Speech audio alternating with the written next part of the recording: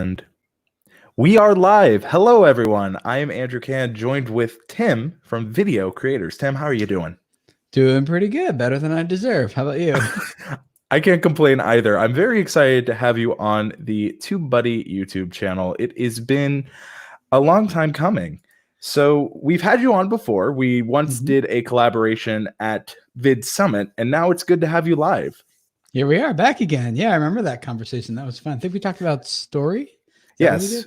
Yeah. We focused on how too many creators are focusing on like nitty-gritty details and not the story or the emotion they're trying to get out of their audience. Right.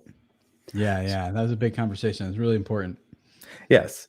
So we are going to be answering questions from you in the chat. You can go ahead and ask questions with hashtag questions. We will be pulling them up onto the stream. I see that there is Rob. I see some of our moderators. And so if you're ready, Tim, I'd like to start out with a question I see right away. Sure, let's do it. So this question is coming from TheNerdy Lady, and they are asking, how do you get viewers to watch the whole video? So what have you found that helps people to watch the video longer? Yeah. Do you want me to dive in, or can we go back and forth on this? Sure. I mean, if you want me to take a stab, or if you want to lead, it's either. Yeah, I'm happy to dive in. I just want to make sure that, Oh yeah, sure. Me too. How do you get people to watch the whole video? So, wow, I'm full screen. Look at that. You guys get all of me. Yeah, so to get people to watch the full video, it comes down to, as you would expect, probably several different things. It's one, the title and the thumbnail. It's like the expectation do they set.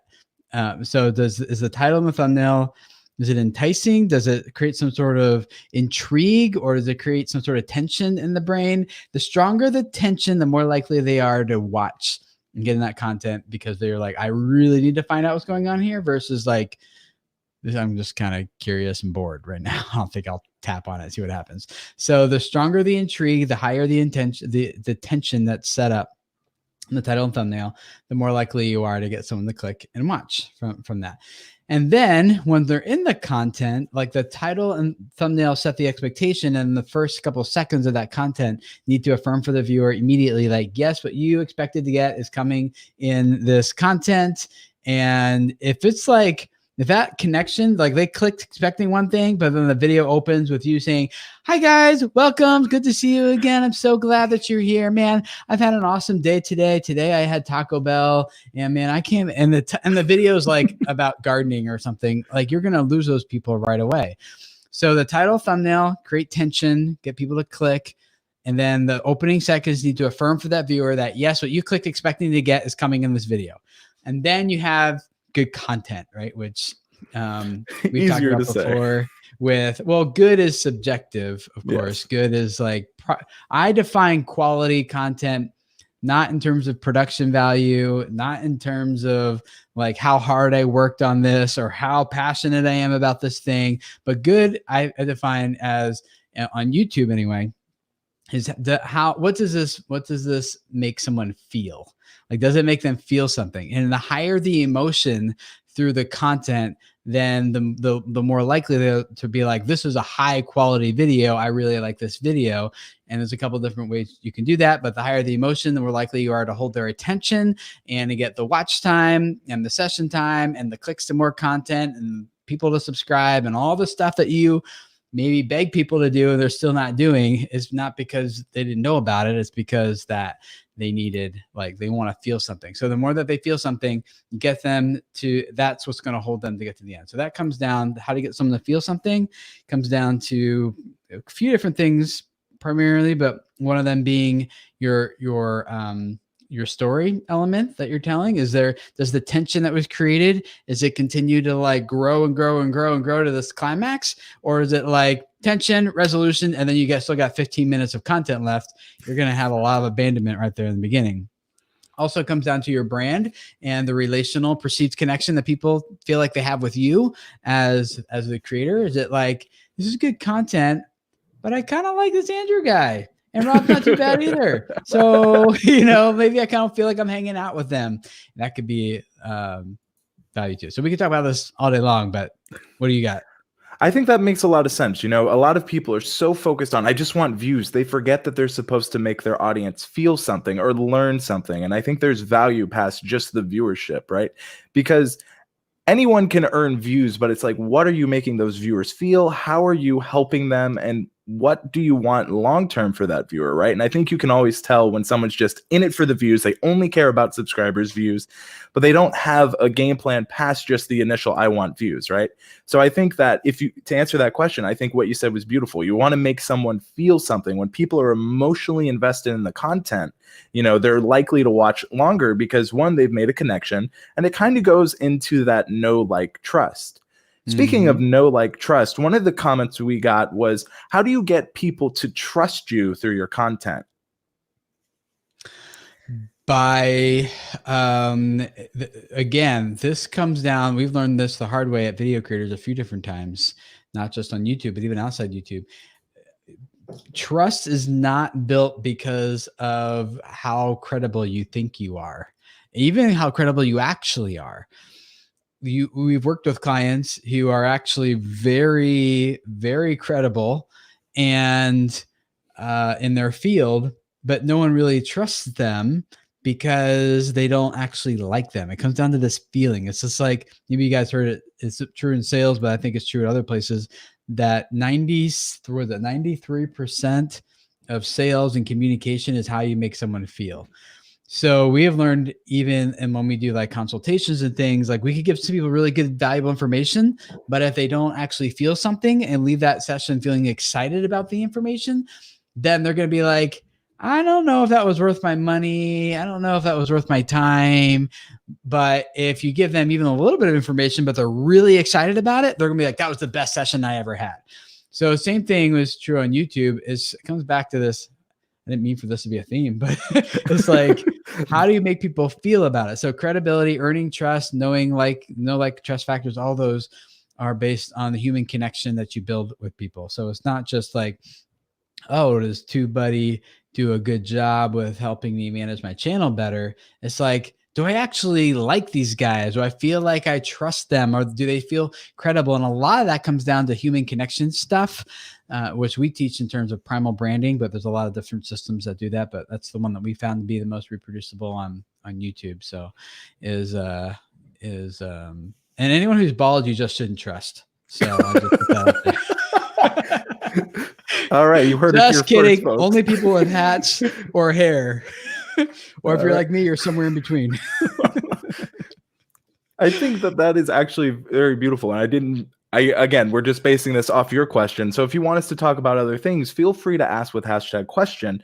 But people are asking a lot, I guess, of things on, like, how to keep people watching and how to gain trust, because I think that is when you have hit, you know, you're past that 1,000 subscriber mark. Like, you kind of, after the first 1,000, tend to kind of know and get into a rhythm of what you want to do. But it's those harder things, like gaining trust and getting people to watch more, that I think really kind of is something that's important, but not really talked about, right?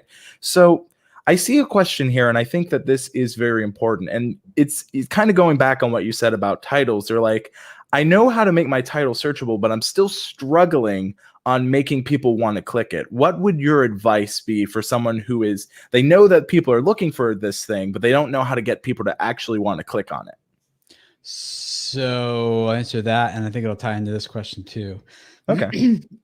So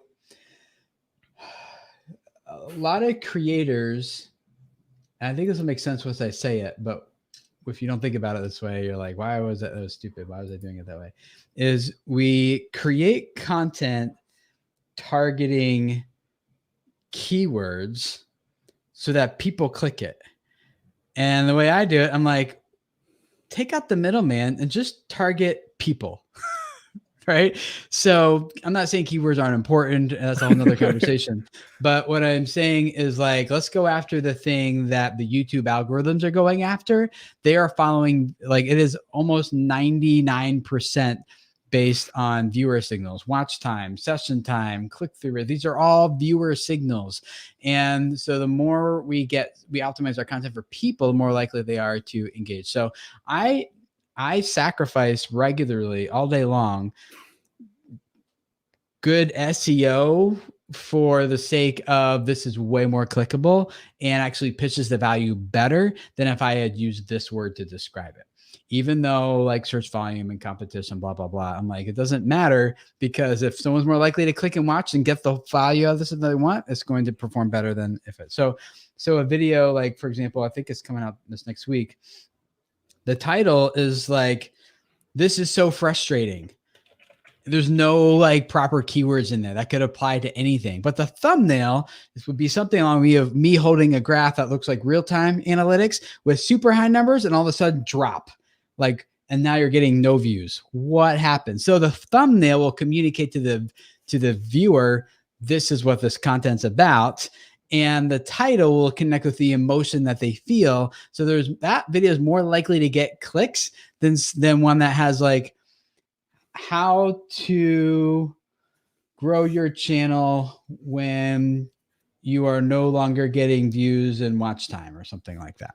Right. So I usually err on the human side of that equation. And so bringing it back to the trust thing, like something really practical that helps build trust and gets people more likely to click and watch, especially in the content itself, is just sharing two things make a really big difference. One is when people understand your story and who you are and your background. And then two, when they understand what you believe and why that matters to you.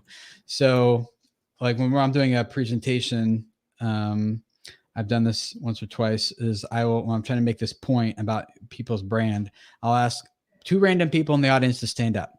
And I'll ask one person, I'm like, okay, what's your name? Where are you from?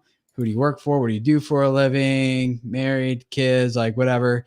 And then the other person, I'll ask them absolutely nothing. And then I'll just say, of these two people, which one of these two people are you more likely to entrust your car keys to?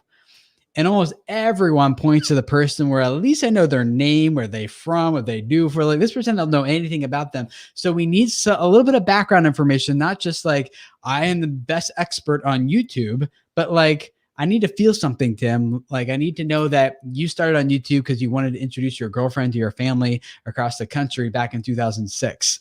And that's like that at least starts creating a little bit more of a human connection than like, let me evaluate what your GPA is on your YouTube tests or whatever. Exactly. And I definitely do, because when I try to teach people how to create a more clickable title, I tell people that the searchable part's important, but the compelling element, and I think that's what you've discovered. You called it emotional tie, right? Like you want to get emotion. And I think that in there, there's a thorough line in our conversation. It's the emotion we get people to feel, because that is what tends to be missing in both the title and thumbnail. And a lot of people don't know this, but title is just as important to your CTR. Most people just think it's thumbnails. It's actually both. So I do want to kind of pivot to this next question that says, what should you do when you see one of your up videos is growing faster than the rest the day you upload it? So they put up a video, they've seen that it's growing faster by margins compared to the other stuff. What does that mean for you, Tim? What would you do if you noticed that on your own channel? You lean back, you pat yourself on the back for a job well done and be like, boom, I did it. Don't even know what I did. Let me give you a more helpful answer. So there's a couple things what you do when you see one of your up videos growing faster than the rest the day you upload. Does that mean like she uploaded a video today and now that video is like her number one out of her past 10 videos? I'm going to assume yes, but if MS Life Mastery, you could give us some clarification, but we'll go on with this question with that being the current assumption. Okay. The other possibility is like it's a video. I uploaded a video, but now there's an older one that's now growing faster. Those are two different scenarios. But if it's your current one is performing better than normal. The clarification it is the current one is ranking number 1 out of the 10 by miles higher.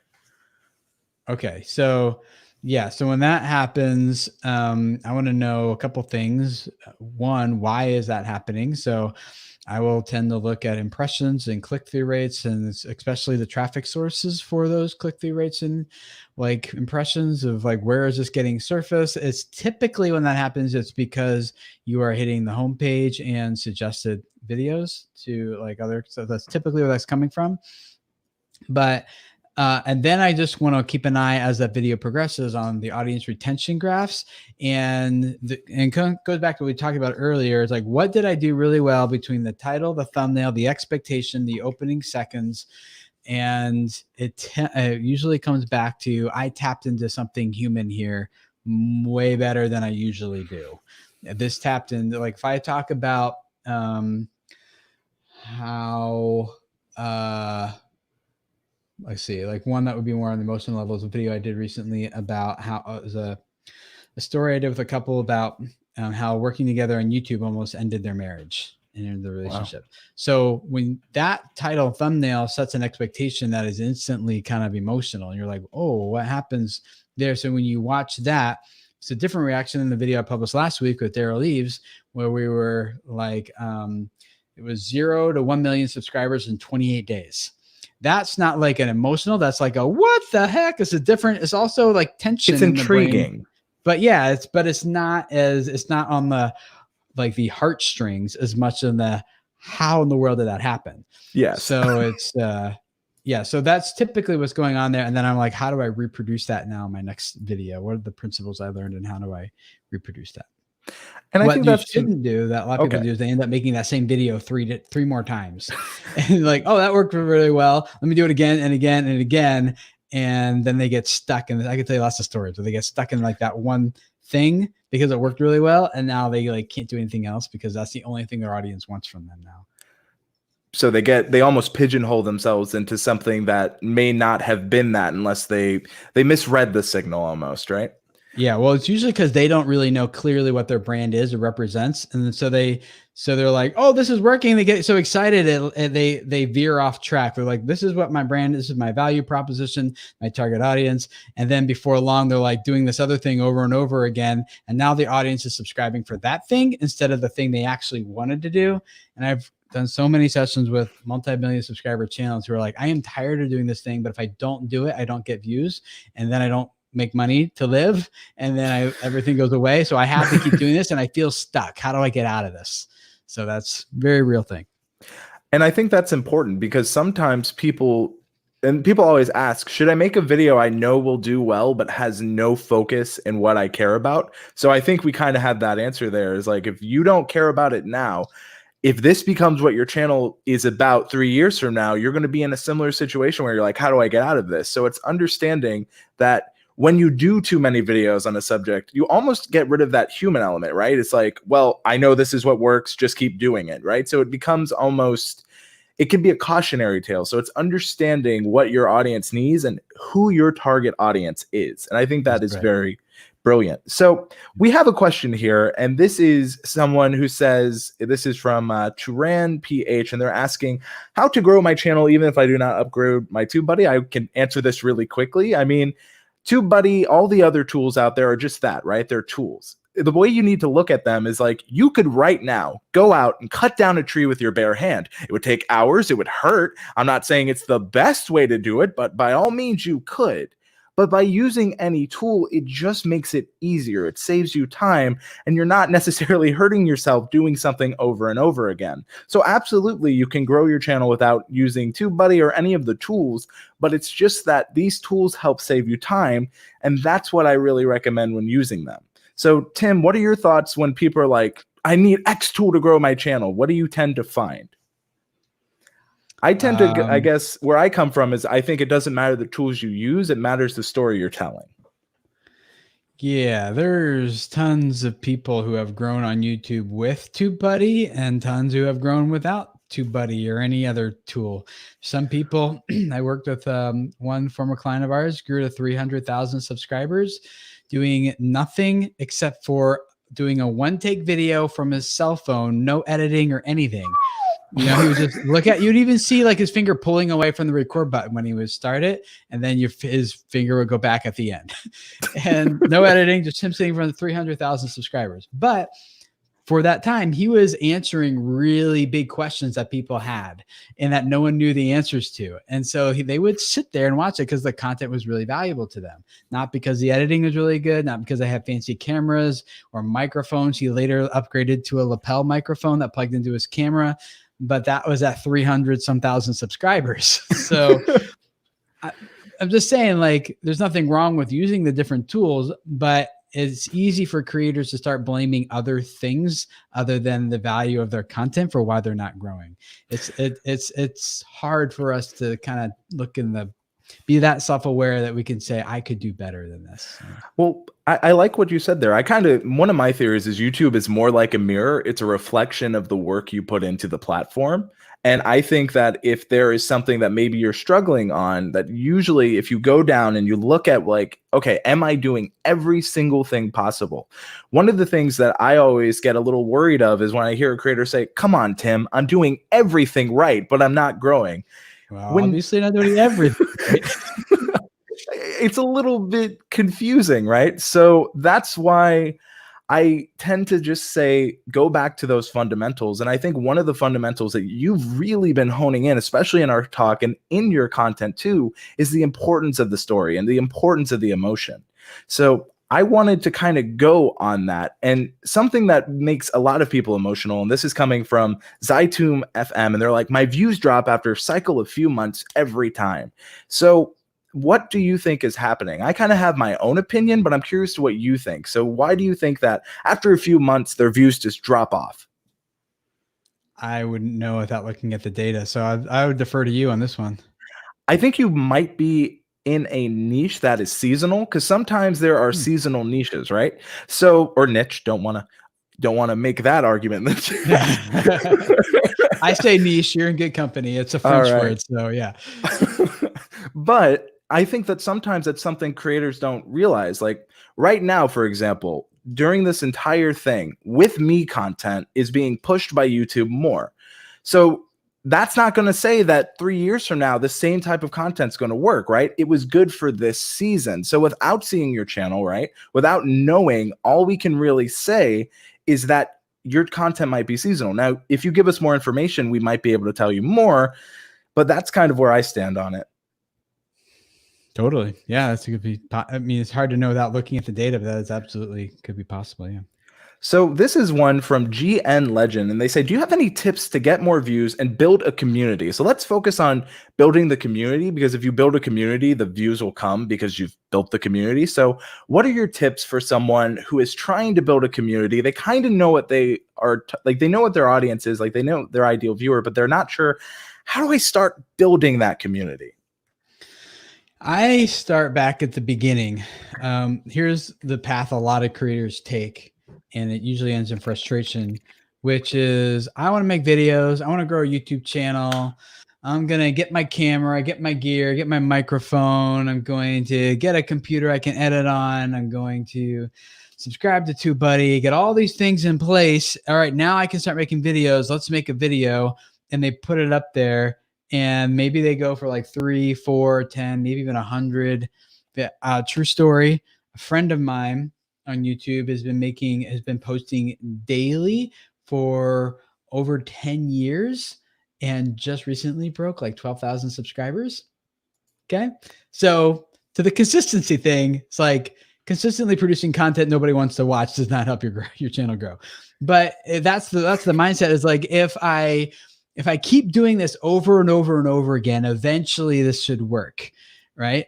And it's like, if I keep making these videos, if I keep trying harder, and so there's a really important step in there. That's all important, but there's an important step that's usually skipped, which is, all right, you got the gear, you got the equipment, and you're learning how to make videos. That's great. You should be doing that. But then it's like, you got to answer these 2 fundamental questions for your content in order to start getting more views and building a community, which is what the viewer is thinking when they find one of your videos for the first time. YouTube's like, hey, we keep trying to promote you, but every time we do, like, no one's clicking. And even when they do, they abandon the content really quick. I know you think their content's awesome. So far, no one else really is. So, and I'm trying to be helpful here. I'm not trying to be critical or mean. I'm just, just want to give you guys, like, here's what's happening. So the step you're actually missing is going back and identifying, like, when I do, my team and I, we do, I don't even know, like a lot of consultations every week, like 40, something like that every week.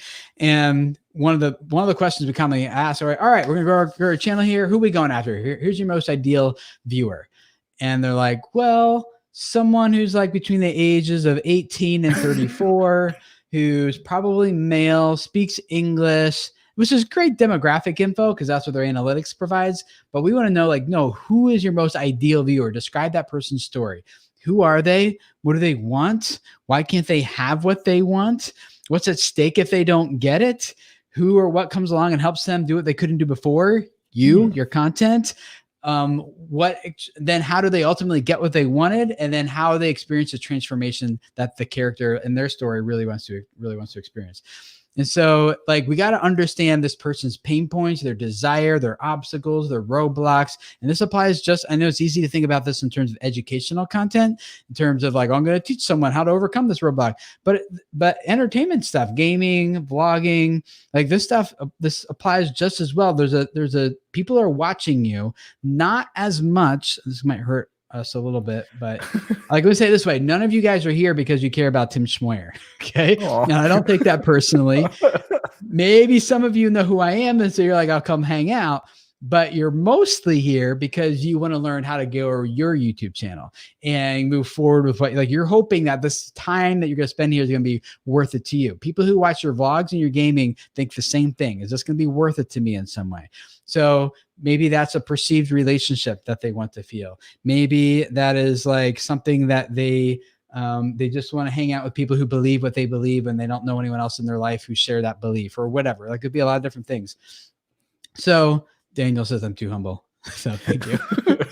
But yeah, so it's like, so who is exactly your target audience? And then if the viewer is thinking, why should I care about this? Then you need to answer that question. Why should they care? Which we talk about in terms of what we call a value proposition, which is like, what value do you propose to deliver to the viewer in every single video they do? Why are they going to subscribe? Like, I want to follow TubeBuddy because every time, some people care about me. A lot of people are like, I care about you, Tim. But they didn't care about me at first. That's the point. Like, if you wanted to grow and get more views, you had to get that first time viewer to quickly care, not someone who stuck around for a while. So that goes back to the things we talked about earlier with your story and your belief and your creed, because the strongest communities, online and offline, they revolve around shared beliefs, not just common interests or not just your niche that you've narrowed down or something like that.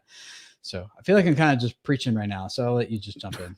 No worries. I was actually going to wonder if we can kind of do an exercise based on what you were talking about. You know, you were talking about what do our viewers need to overcome. And this comes from Shannon or Shone. Hopefully I'm pronouncing that correctly. One thing, if you've watched any TubeBuddy stream, you'll learn I'm not the best at pronunciation, but I try.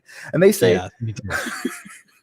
how do I grow a piano music channel? So we were talking about, like, what is that obstacle they need to overcome, your ideal audience. So for this example, wouldn't it be people needing to learn how to either play piano or wanting to hear songs from piano? How would you run that kind of exercise with a piano music channel? I would back up a little bit further. Okay. And I would say, before we get to that point, I would say, like, so tell me about this person. They normally would say something like that. And I would poke at it a little bit more, saying, okay, well, just like, are you thinking this is a teenager who's doing this just because their parents are pressuring them?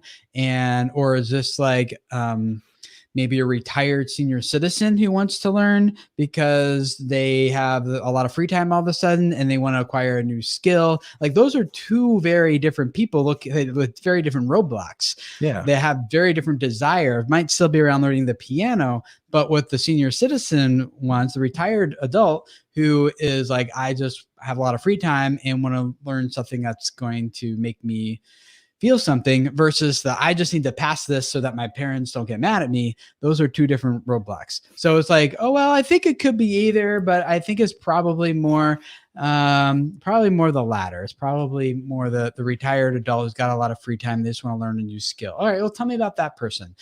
Well, this person, now we're getting to their story. This person used to play the piano when they were younger and they kind of enjoyed it, but they were playing soccer a lot too. And soccer just kind of took over and piano got pushed to the side. But now they're older. They can't play the sport they used to play. And now they want to, like, learn the skill. And they just bought a $100 keyboard just out of curiosity. Like, can I pick this up again? Yes or no? And so that now you're crafting piano music lessons channel for that person versus the other person. Like, when that person finds you, they're going to be like, oh, this is exactly for me. This is like, where have you been? Like, this is what I've been looking for, because the value that you're creating and providing is exactly in line with that person's story and obstacles and the transformation they want to experience. So I went through that really quickly. We usually take a lot more time to dive in. Does that make sense? No, I think that makes perfect sense. And I think that it's almost like there's an intentionality, and not only who your ideal audience is, but how you're going to craft that content from there, right? Like, and that also goes into building trust, which is something we talked about earlier, because there's a level of care you put in when you're crafting that content for someone in that specific way. So here's the thing. I see we got a thing back from Zaitoon, and they're asking, they were the ones about seasonal content. They say that they do roasting videos on people. So I would say when you're making content about people specifically, be it a roast or an informational piece of content, I tend to find like very subject focused. Like if someone was doing a video on like Tim and how they know him, it's basically based on how many people care about Tim that day. And it's going to be very seasonal. What do you feel when someone's making content specifically about a person and they find that the views start falling off?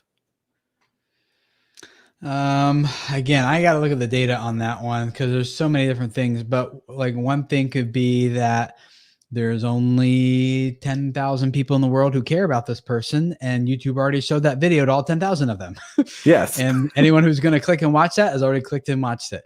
So maybe like it plateaued and it reached this audience, and now it's done. That could be part of it, but it's hard to know without looking in the analytics to know exactly what's happening with that thing.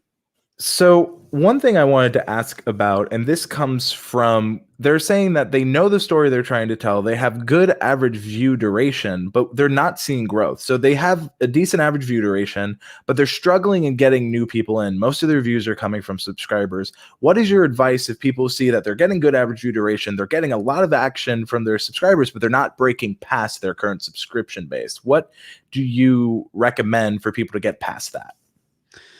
Several things, without knowing this channel exactly, a couple things to evaluate. One would be a lot of people do this unintentionally, but because creators really love comments and the engagement they're getting, and they start making content for those people, the people who are commenting. And then we start, and it's, on one hand, that's really good for building community and really like growing those know, like, and trust factors with your existing audience. But like I did a consultation with a channel last week, it has 185,000 subscribers, and not super huge channel, but very successful financially on the platform. They've got like all these different ways of monetizing and things like that. And so his channel is like flat. What was really happening is that he had like 2 or 3 big videos that were like most of the traffic, and then everything else he's done since then has just been like, to kind of summarize it, is like, let's just say for the sake of easy math, the big videos were bringing in 300 subscribers a month or a day, whatever. And then the new videos he's been doing are costing him 200 subscribers a day. So he's netting 100 every day. So it looks like his channel is growing, but really all that's happening is everything he's been doing since those older videos is actually helping his channel decline. And so, what was the question again? Where was that going? So basically, they're getting a lot of views from their subscribers. Oh, yeah. But so what he was really good at was talking to the audience and making, like, he still had good views on his videos, but because his subscriber base was so engaged, but he had almost, he only had like a few videos bringing in new people. So what we talked about is like, and he didn't realize that he was mostly just talking to his audience, the people he already has. I'm like, if you want to grow, you have to focus on talking to people who have never heard of you before. And frankly, they don't even care about you yet. The only reason they clicked on this title and video is because it teased a value that it created some sort of tension that was interest to them, and they wanted to find out, how does that work? Or did that really happen? Or what happens next? Or something like that. And so we had to really focus in on discoverable content. How do we start looking at that camera and talking to it as if this is a first time viewer? And how do we quickly bring that person up to speed of like, here's amazing, amazing value. What you clicked is coming. This is awesome. And then halfway towards the end of the video, you're like, you introduce part of your story, you share your belief, you start doing these things that help people really start resonating with you and your brand. And then they're like, I want to watch more. So then that would be the next thing, is getting them to click and watch another video. Don't ask them to subscribe. Don't ask them to comment, like, smashing anything. None of that stuff helps nearly as much as getting that person to, now that you have this, like, give a pitch, point to where that next video is going to be, like, click here to get in that short playlist, because it's going to blow your mind on that thing. So once they start watching a few of your videos in a row, then like you're going to be, YouTube's systems are going to put you on their homepage, even if they don't subscribe. You're going to be, I see this all the time when I dive in to do a consultation prior to our session. Their videos, if I never watch another one after our session, their videos will be in front of me for like the next week or so. And that is far more valuable than getting someone to passively click a little red button. So, yeah, that's one idea. I think that makes sense. And to kind of recap, you don't want to focus too much on who you already have. You want to work on, as you said, discoverable content. One thing I've been telling more recently is people see SEO and they know it as search engine optimization. Just another way to think about it is search engine opportunity, right? Like, it's just, you want to create opportunities to be discovered. I call that personally, like, you have too many windows and no doors. And the way that I mean by that is, a window you can look through, but there's no way you can actually get into that room. But with a door, you can enter, right? You can become part of either that community, or you can really start inviting people. And you don't necessarily, like, if, for example, if you went into someone's house and they're like, hey, try this, do this, you'd be like, okay, this is a lot. I just entered. But it kind of goes into your theory, which is like, instead of, which is more important is pointing them to something else that will benefit them immediately than yourself, right? So because of, benefiting them immediately, someone asked, how do you make videos more shareable, especially tutorials? So I think, how would you approach making a tutorial video or something like that more shareable? I don't normally try to mix those two things, shareable and educational stuff. I mean, things are shareable because of, again, the emotion. It was surprise. It's shareable because it's like, you won't believe what really happened here, or it is normally, so it elicits very strong emotion at the end, not in the middle. It's like trigger sharing when the video ends on a very emotional trigger of some kind. True. Tutorial videos like don't really trigger emotions. It's kind of like, oh, thank you, I got the information I needed, and then they're off. I'm kind of in that same camp too. I tend to share tutorials more if someone asks me a question, more so than like, you got to check this out. People will share if it makes them look good. So Yes. if they feel like, if I share this, like you, look, not that you were trying to do this, but like I'll do this too. I will say, I'm sharing this content because I know that the people like on my community tab who see this, even though it's not my video, they'll be like, oh, I'm so thankful that Tim shared that. That was such a good video. I trust him more. I'm more likely to watch what he recommends next time, because like it just builds the relationship I have with the audience. So that is one reason like why tutorials could be shareable, I guess. But it still needs a little bit of like, oh, I wouldn't have found this on my own. Thank you so much for that Lightroom hack I didn't know about or something.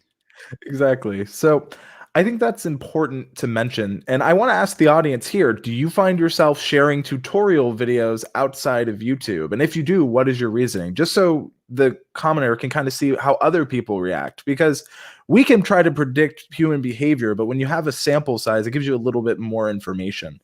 So this one comes from Magdalena Helen, and they're asking, okay, if we talked about tutorials aren't really shareable, are cover videos like music covers more shareable? And if they are, how would you recommend working on that?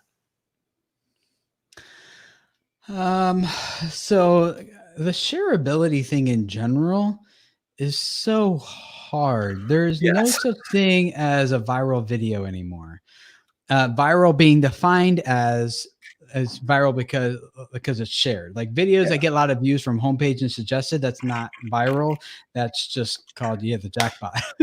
But viral is like when it is like there's lots of shares. It's big on Reddit.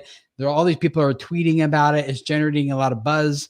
That's viral. And the videos that go viral now today There's about two big names in that industry that regularly make content go viral.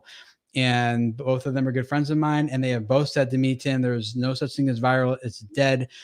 Making things or actually viral in the shareable sense takes millions of dollars, and it is 90% paid promotion. and it is like, it's trying to make it look like it's getting a lot of momentum really fast. But you can usually tell because it might have a couple million views on the video and maybe like 500 likes. And you're like, oh, there's paid going on behind this. Isn't going big because of it's like paid behind it, and they're getting influencers to share and talk about it. So it creates this feeling of like, oh, this is going big right now. And then it becomes a self-fulfilling prophecy at that point. So I don't know. I feel like I'm not really answering the question other than to say I probably just wouldn't focus on shareability. I think what you're saying is true. Like, there is no such thing as shareability. You can't really focus on something you have absolutely no control over, right? Like, if we're creating content, the only thing we can try to actually have control over, if in your case it's covers, is making the best cover possible. And that's more important than being like, oh, well, people share it, because you have no control over that. That's kind of why when I look at channels, I try to say that it's great that you have a subscriber goal. It's fantastic, but you can't control the amount of subscribers each video gets. So let's focus on how you can get this in front of more people, right? So I think shareability in that sense is a similar goal where you can't control it, but the only thing you can control when you're creating those music covers is how good of a cover it is. What are your skills? And if someone wants to share it, they will share it because they're like, this cover absolutely blew me away. Not because they're like, well, technically speaking, I liked this camera angle. I don't think that's what's going to be the thing that puts people over the edge to share something. I didn't shave today, so I know that this is getting no shares at all. Sorry. I don't think that is quarantine life for me right here. Actually, it's everyday life. Who am I lying? Who am I kidding? So I think that is an actual really good point that you brought up. So this is just a personal question, Tim. Would you say that since virality maybe not so much what it was, would you think that maybe trending has kind of replaced what people knew as virality, or do you think there's a difference there? This is just a personal question. I think when people say viral, what they're saying is it got a lot of views. I get that all the time. Oh, my video just went viral. What should I do next? And I'll look on Twitter, like no one has shared that video. Like, it's not viral. It just hit the homepage for the right audience, which is great. You're getting a lot of views and traffic on it.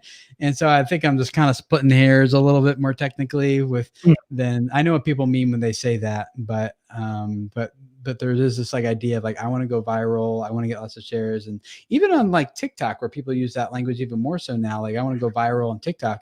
Like, it didn't get shared at all. It's actually just, it hit the right audience a lot, and that's what happened. So yeah. And I think that makes sense, and I think that's one of the strengths of TikTok. I don't know where this question was, but it was a question about TikTok, because since we bring it up here, they were asking, what can we do is it a good idea to repurpose content from another platform, such as like doing TikTok compilations? Like, is that a good practice if their channel is based around TikToks, or should they just focus on something else?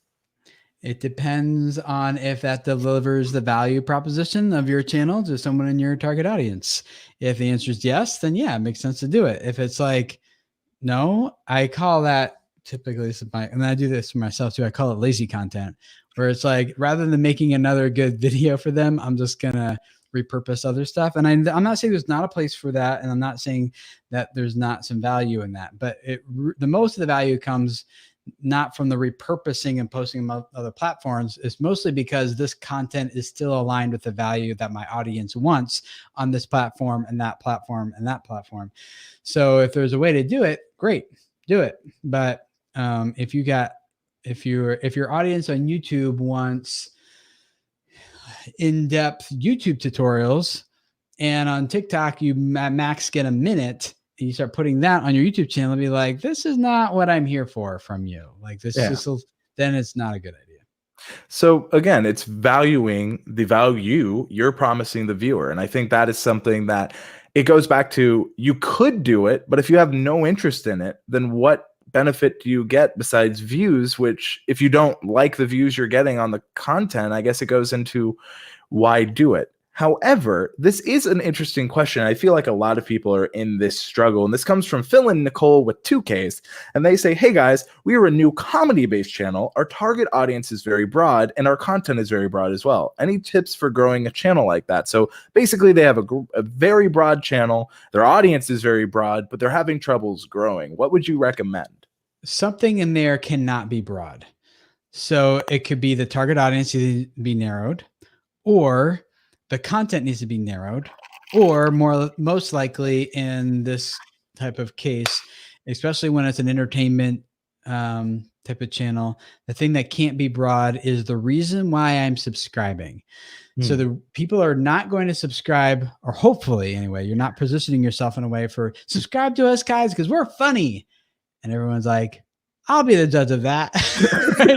and then if they do think you're funny, they're going to subscribe and like, these guys are funny. And then your next 2 videos come out and they're like, they weren't as funny in that video. I'm unsubscribing, because the expectation you set for the viewer is subscribe because I'm funny. But instead, if it's like, instead the thing that's not broad, that's narrow, bug crawling on me in here, is like, it's actually revolves around some sort of belief or a creed that you have. It says, guys, Phil and I really believe that life is just full of a lot of unpredictable ups and downs, and sometimes it smacks you right in the face.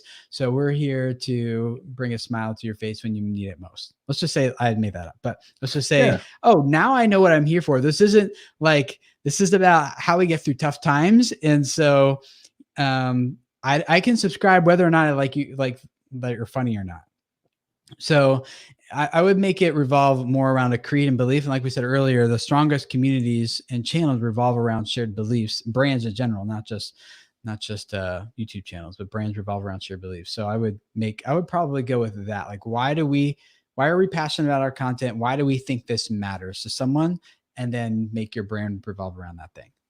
I think that's very important. And I think it goes back to, again, we're circling, but we're also expanding every time we go back to this. And it's like, you have a broad audience. And sometimes when you try to please everyone, you end up really pleasing no one, right? So within that broad, like you said, you have a comedy-based channel. Well, is it stand-up? Is it comedy through the situations in your life? Like, the more you can actually figure out what kind of comedy you're doing, the better chance you have. So the thing is, when you are looking at such a broad perspective, you have a broad horizon, so it's hard to hit everyone. And it's also kind of similar to what Tim said. If YouTube is trying to recommend you on that and you're so broad, and like 1 week you're doing a vlog that's funny and the next week you're doing stand-up comedy, YouTube's like, well, which is it, right? And they're going to judge the performance based on which one did better. And if you're not interested in the one that did better, then similarly, that can put you in a rabbit hole you don't want to go down. So again, please make sure to ask your questions with #question. We have one here from GNLegend who asks another question. They said, when I make new video ideas on my channel, it's doing good at the beginning, but as I continue, it does worse and worse. Why do you think this is happening? So basically, they put out a video. At the start, it does great, and then it kind of falls off. So they're asking, why do we think that's happening? And again, I think we need to put a little preface. Without seeing the data on your channel, this is just our best assumption. My best assumption is that you have, like we kind of talked about earlier, you have an engaged community, but it's not reaching people outside your existing audience. So you're probably getting your subscriber views, and then within like a week or so, it's probably capped out and it's no longer gaining any additional momentum because your existing audience is invested into you and your brand and your story, but first-time viewers watch that video and it doesn't mean much to them. So they don't stick around, and thus it doesn't get surfaced further. Yeah. And I think that's important, because if you are too tied into your own close-knit community, one thing we found to work much better at TubeBuddy is, like, for a while we stopped saying, hey, I'm blank from TubeBuddy, and we went right into it. But again, it takes away that relatability. So I always introduce myself because I'm not assuming that everyone who's seeing this video knows who I am. Similar to the example you gave earlier, Tim, people are more likely to trust you if they know your name, they know what you do, right? So the more information that we as a creator can give to our audience, not only to our core audience, but our audience past that, really does matter. So speaking of audience past our core audience, we have a question that I think is actually really kind of common. And this is a channel that speaks Spanish primarily, but they are a Spanish speaking channel. This comes from Jedi Master, which I love the name. They said, I have a vlog channel covering my health and aspects. However, my main audience are Spanish speakers. I've been considering including videos about English learning. Should I open up a different channel? So they're wondering, should they just put the English learning on the channel they already have about health for Spanish speakers, or open a separate channel? I kind of know my answer, but I'm curious yours, Tim. I don't know if I quite understand what's happening here, but the principle that we talk about when it comes to doing a different channel is if you start providing a different value to a different audience, then it goes on a different channel. What you don't want is someone who's subscribed to your main channel for one thing, and then you start giving them something else.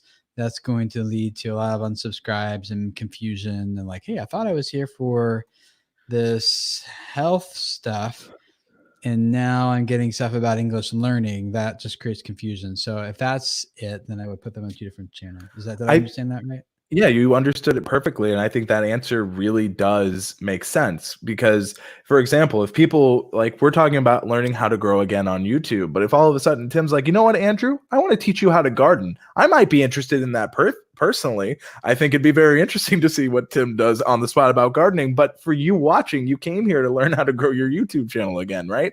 So you don't want that Spanish speaking audience that's there to learn about health to one day log on and then I don't necessarily care about this English learning, right? So sorry to put you on the spot there, Tim, but if you ever did do gardening on the spot, I probably would listen. I'm like, really? But if you didn't know who I was or we had no prior relationship, Exactly. You probably wouldn't, which is the point we're talking about earlier. I would have to get your attention by connecting to a roadblock or an obstacle or desire or something that you have. Absolutely. By the way, we do have a pretty awesome garden this year. And I think in a few weeks, we're going to get some chickens since the poultry and meat market's starting to decline. We were thinking about doing that anyway, but we're just moving our schedule up a little bit. So chickens are coming. You see, that's incredible. And and I think this is a great active example of how we can use what we've learned to better tell stories, even within a stream, right? So speaking of better telling stories, Danny Hatcher has recently pivoted their content. They've made new videos that have made him grow loads in comparison. He's wondering, should he unlist his previous content? So the new stories he's telling is blowing up his channel. The old stuff, he's not sure if he should leave it up or unlist it. What would you say? I don't think it matters. If it's not really getting any views, then unlisting it's not going to make a difference. So the only...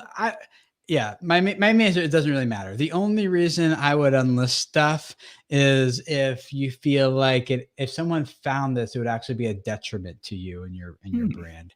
And for the most part, though, like you look at something like Shane Dawson, for example, been around or Phil DeFranco, these guys have been around for a long time.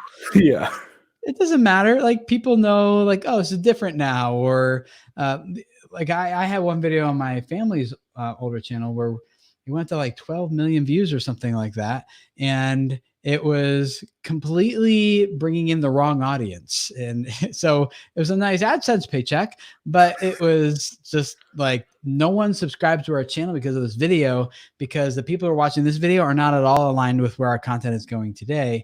And so we thought about, should we enlist it? We're like, nah, those people aren't subscribing anyway. Doesn't really matter. We'll just kind of keep it there. So I think you could, but I don't think it's necessary. It doesn't really matter either way. Yeah. And the only reason I would say, and this is again, is if that is so far off what you're currently covering, like if all of a sudden, like you start blowing up in views and you get like tons of subscribers from that content, you plan never to make those kind of videos again, maybe then unlist them. But if they're not, like, as you said, doing that well anyway, I would just leave them up. And I think for those like really dedicated viewers, it'll be interesting for them to go back and be like, oh, this is where he started. Because I've talked to some creators who have viewers that watch everything, and then as YouTube shows us, the reality is about only 5 to 2.5% of people that actually have the bell ring watch the content consistently. And I love that YouTube's giving us more data, because when we can make data-driven decisions, we can make better content, because if we know information like that, so many people are like, I got to focus on my subscribers. They're who built me. They're who made me. And then you really look into it, and it's like, well, most of your views are coming not from subscribers. So I think that is something to keep in mind. Speaking of views not coming from subscribers, we have a question here, and it's like, they said that they have a call to action at the end, but they're still struggling to earn subscribers. Besides sharing my content as you recommended, what can I do? So I think they're talking about how earlier you said you should, instead of trying to get them to subscribe first thing, you point them to another piece. They're wondering, what can they do to earn subscribers? Let's say they have watched more than one piece of content, but they're just still not seeing subscribers. That sounds like a theoretical question to me than an actual one, because my experience has been that if you actually do get people to start clicking and watching multiple videos, they just subscribe. So I think not because you beg them to, but because they're like, oh, I watched a few of these. I like these videos. I want more. Then people know how to subscribe. So. Exactly. And one thing I think is people are like, they're not subscribing because I didn't tell them to. Reminding them to does work, and that's why everyone does it, but it's not, they didn't subscribe because they were like, oh, they told me to. They subscribed because they liked your content, or they knew they could trust you. I think you're looking at the call to action at the end is the reason they're not subscribing, when it might just be that they got the answer they needed with the content, so they didn't necessarily need to come back. Right. Yep. I watched a video about how to change the alternator in our lawnmower. I'm not interested in seeing anything else from that guy. Just that one thing. I'm done. You know, I've been there too. Like when I needed to learn how to install a ceiling fan. Thank you for helping. I'm never going to need this knowledge past this one time in my life. Yeah. So a lot of that example I just gave and the alternator you gave is like a resource-based channel. And do you think that tutorial channels fall into the fear of being a resource-based channel? And this is just a question I have. No, I mean, it could be. That certainly does happen.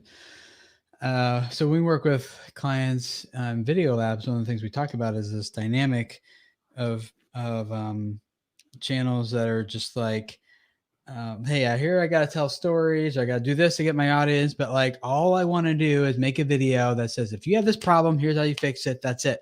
I'm done. Like, I don't need any. And so like, how do I actually grow a channel doing that? Like, there's no reason, because one video might be about how do I fix my refrigerator, and the next one is how do I unclog my sink. And it's like, someone who has a clogged sink doesn't care about the refrigerator. So how do I grow that channel? And I think there's two different types of there's a couple different ways to do this, but one is to just go after AdSense stuff basically, and just go after the views. And like, don't worry about subscribers. And if you don't care about subs and you care more about just some passive ad revenue, then do that. If you want the subscriber and grow an audience and a fan base, and maybe that's more important because you're going after like a media company model with sponsorships and things, then instead, like, you can use some of that to bring people in. But like we said earlier, it's halfway through that content somewhere, you need to start getting people to care about not how to fix the refrigerator, but like, oh, this guy seems kind of cool, or I feel like I would want to hang out with this guy, or who is this guy? Something that shifts the attention from the thing that got them there to now the thing that's going to keep them there, which is like, this sounds like something I could be interested in, or I would like to see more, or something like that. And so then and that typically happens easiest by telling either your story or some sort of story. So that doesn't mean like, it's got to be like, time out. All right, now your fridge isn't done yet, but I got to tell the story. Like, that's not going to work. It's just like, oh, I'm like, God, my fridge, like, I got to get this refrigerator fixed. My wife just keeps begging me, and if I like last time like this happened, she like threw a brick at my head. Fortunately, I missed, but I got this fixed, right? And then at the end, you're like, oh, it's fixed. Like, thankfully, my wife, she's probably not going to divorce me now. You know, it's just like something. I don't know. I made that up, but it's just like something that's like a little bit more of a connection, and then getting them to the channel, start watching more. Like, oh, I don't care about the sink, but like, what happens in this next sink video? And it's more about the story that keeps them there and grows the subscribership. I think a great example of a channel like that, where they're very specific in what they do, is Paul Peck Drywall Tube. And a lot of you who are here in the chat know who this is, but in case you don't know, he has a channel all based around drywall and drywall repair. Now, I like Paul. I know Paul personally, but he does a great job in making not only his videos informational, but you get to learn about him throughout the process, right? I don't necessarily need any help with drywall, but because I like Paul, I come back. And I think that, again, goes into that know, like, trust. It goes into all of these things we're seeing. And I think sometimes what I tend to see on channels in this range, and I'm just going to say about 1,000 to like 100,000, is that they may know what they want to do, but they're having a hard time connecting. And as you said, Tim, you want people to relate. You want them to emote, and you want them to feel something through your content.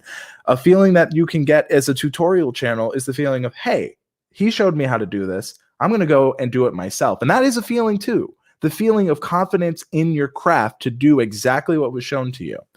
So we're kind of growing short here on time, but Tim, I wanted to ask you one final question.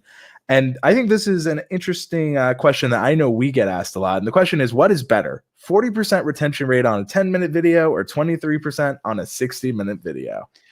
I saw that. He asked it a bunch of times. I know. And I'm like, I was going to write back to him and be like, it doesn't matter. Neither one. Like, you're focused on the wrong thing.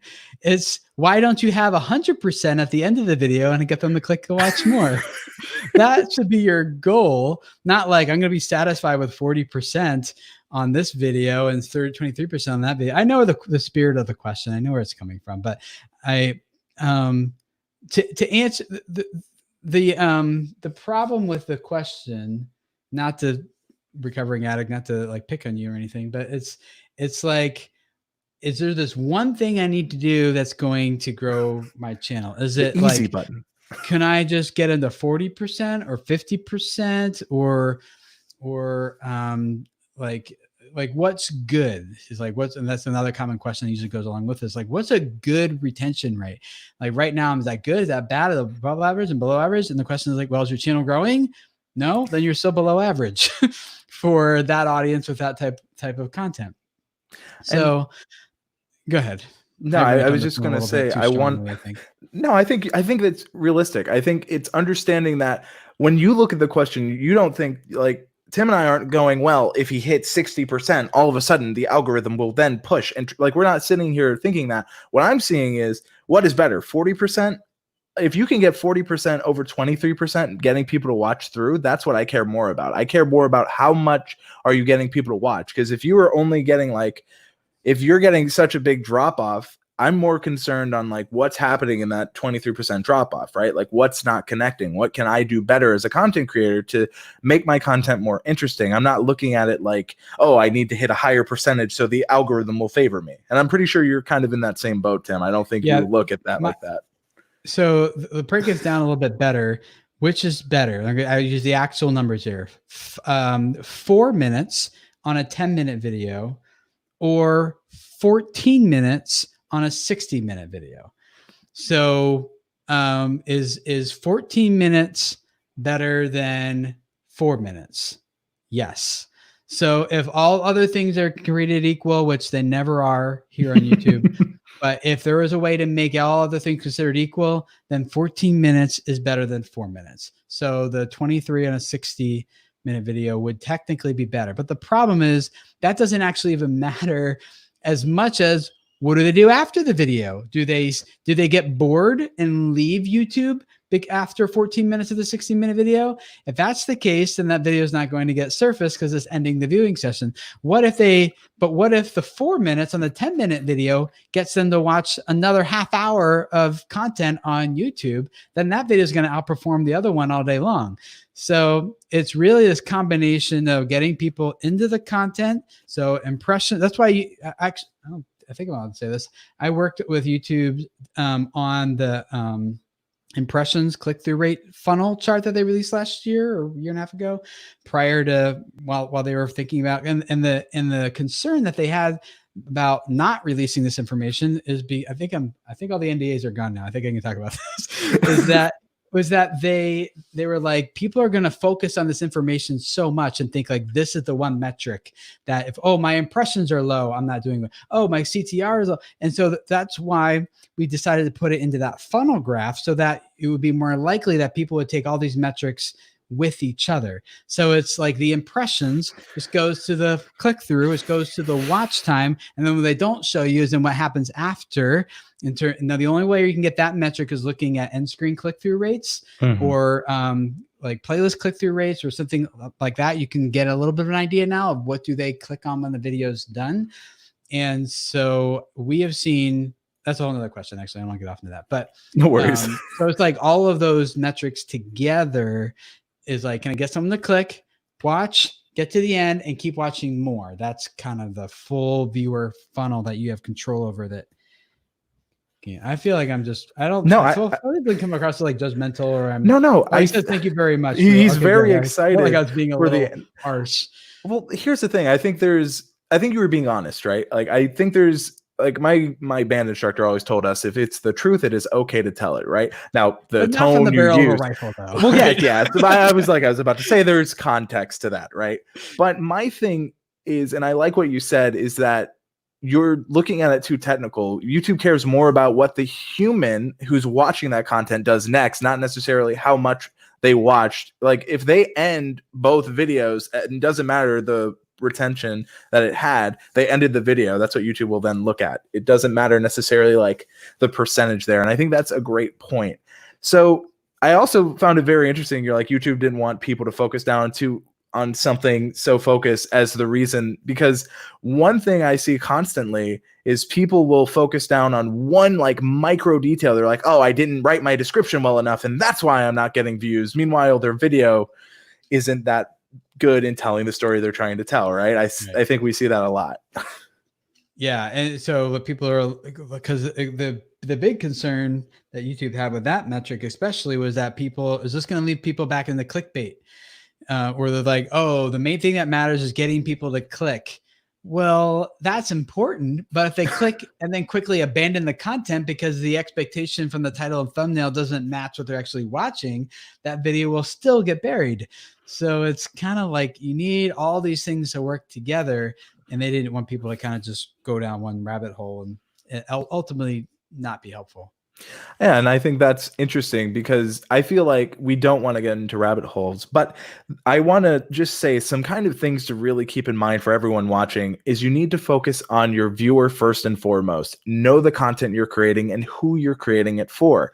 If you want to create something that doesn't serve that audience, then be careful that it may not work long-term for your channel, and you may end up resenting that content because it's not what you were truly passionate about. And most importantly, if not, the one thing I think everyone should take away, and going back to what Tim is saying, is what emotion are you trying to get out of each piece of content you put out? Because there needs to be intentionality behind all the pieces of content. Tim, thank you so much for joining us today. It's been an incredible hour.